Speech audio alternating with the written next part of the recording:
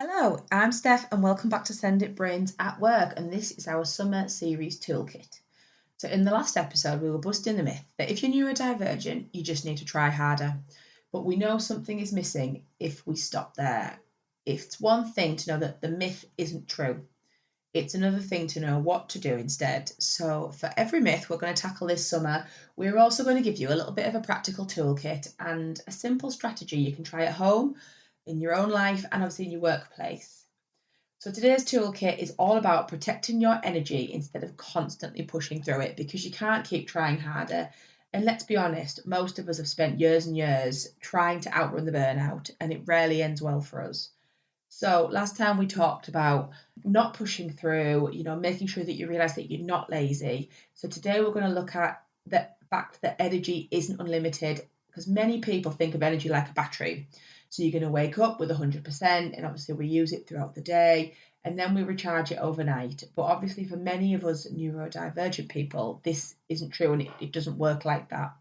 Some days, you wake up with 80%, some days it's 40%, some days you don't even have enough charge to get things started, and that's okay. We're all very, very different. It all depends on what we've got going on, what kind of night's sleep we had, even the heat. I know that Claire and I have discussed previously that the heat can really, really throw off your game.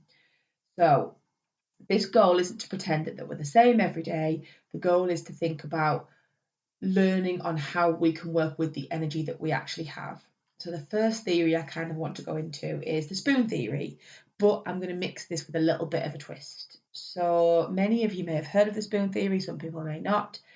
And it was originally created to explain living with chronic illness, but it's become a really, really helpful way, I feel, of thinking about energy for many neurodivergent people too. So for this theory, you imagine that you are going to start the day with a limited number of spoons, and every task is going to cost one or several spoons. So that might be answering an email, attending a meeting, making decisions, masking, sensory overload, remembering to eat. And this goes on and on and on. And obviously, some tasks, like we said, take more spoons than others, and it goes until they're gone. And once they're gone, they're gone. So instead of asking, how much can I squeeze in today? Let's try thinking about what is going to be realistic. What can I afford today? Because, like we're saying, some days we're going to wake up with 10 spoons, some days we're going to wake up with 5. And it's not about lowering our expectations, it's going to be about planning what is sustainable for us. So, yesterday I woke up and it had been another hot night. I didn't feel great. The kids hadn't had a very good night. I knew my range, my battery, if I'd have put it, would have been probably about 60%. So I'm going to go with 6 spoons.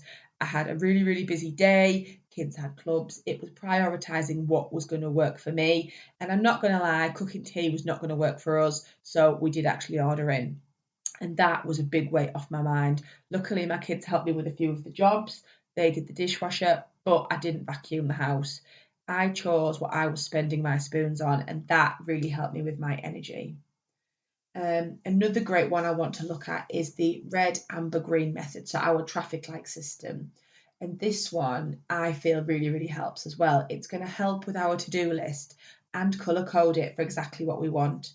So green tasks are going to be low energy. These are things we can do without too much effort. Maybe it's just replying to an email, making sure that's things done, updating a document, filing some paperwork, listening to a podcast while you're organising your desk. Amber tasks, they're going to take a little bit more focus. Problem solving, planning the week, writing a report, and then we're finally going to sign it off with our red tasks. These are the ones that are really, really big energy drains. These are the ones that we have to think about and make sure we feel confident enough that we can do them. We might only get 1 done, we might get 2. Who knows? It could be having that difficult conversation, a long meeting, a presentation, a network event, anything that involves that decision making, masking, or emotional energy. Now, the important thing to remember is do not schedule 5 red tasks on the same day, because it is not going to happen. Your brain probably doesn't have the capacity for this. Let's try pairing a red task with a couple of ambers and a few greens. Let's merge them all together. This is going to be managing your energy, not your time. Because yes, you can plan in those 5 red tasks because you have the time to do them, but do you physically have the capability to commit to them? So have a little think, plan this day by day on a morning, plan it the night before, plan your week, do what works for you, but think about your energy levels and what's going to work. The next one we're going to think about is communicating your capacity. So we've thought about the energy, we've thought about what you're physically able to do. Let's think about the communication. And it's not something we talk enough about. And I know that Claire's just done her podcast on this. So people can't support you if they don't know what you're working with, if they don't know what capacity your brain's at. This doesn't mean you have to tell everybody your diagnosis and everybody how you're feeling. It's simply being honest about what's going to help you work. So you might say, do you know what? I'm not feeling my best today. I've got capacity for one major task this morning. Or actually, can we move this to this afternoon? Because I might be able to contribute so much better there. This is making sure that you're communicating. It isn't making excuses. It's setting yourself up to succeed. Do you know what? You can even say, actually, I can absolutely do this, but I need a little bit more time. It's good for you. It's good for your team. And obviously it's breaking things up into those smaller, manageable steps. So think about what you're going to do to make yourself succeed this week. Use those steps, use the energy, use the communication. Think about, can you use a timer to help you? Would body doubling help? Join us. We've got a body doubling episode where we're more than happy to work with you and help you get through these tasks, make them more manageable. And as I said last week, think about what you can do to remove one unnecessary barrier.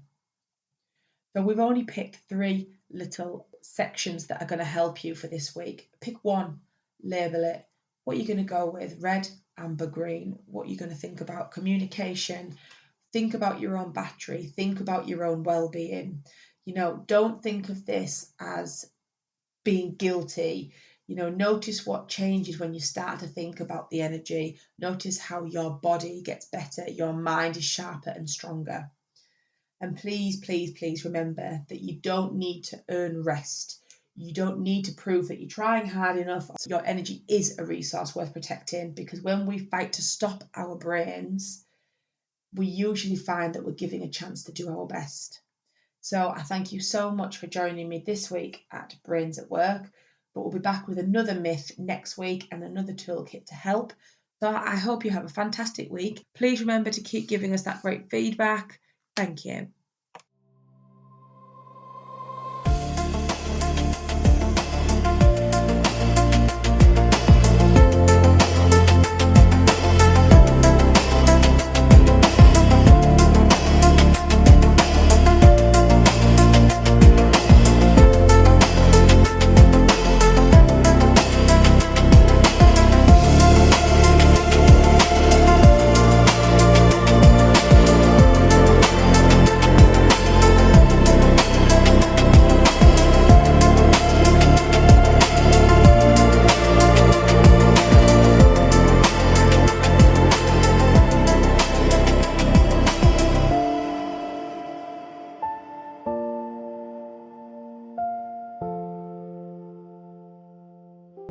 Podcast disclaimer. The views, thoughts and opinions expressed in this podcast belong solely to the hosts. We are not experts, specialists or professionals, and nothing we discuss should be taken as advice. Our conversations are based around our own experiences, ideas and perspectives. They are intended for general discussion and entertainment only. If you need guidance, support or advice, whether professional, personal, medical, legal, financial or otherwise, please seek help from a qualified professional. By listening to this podcast, you understand and agree that the hosts are not responsible for any actions you choose to take based on what you hear.